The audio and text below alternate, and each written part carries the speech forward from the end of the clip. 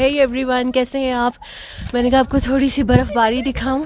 बहुत ठंड है यहाँ पर और आप ये पूरा व्यू देख रहे हैं कि एक सफ़ेद चादर जो है वो मरी और भूरबन ने ओढ़ ली है और बहुत मज़े का जो है वेदर हो रहा है और मस्ट रिकमेंडेड है कि आप लोग भी इस वेदर में आएँ। ये देखिए कितना बड़ा पैच है जो आगे स्नो का आ रहा है और बहुत खामोशी है, ये देखें। और ये कि सर्दी में थोड़ा जो है करना चाहिए फ़न, मज़ा आता है। और आई होप कि आप लोगों को ये वीडियो अच्छी लगी होगी। अल्लाह हाफ़िज़।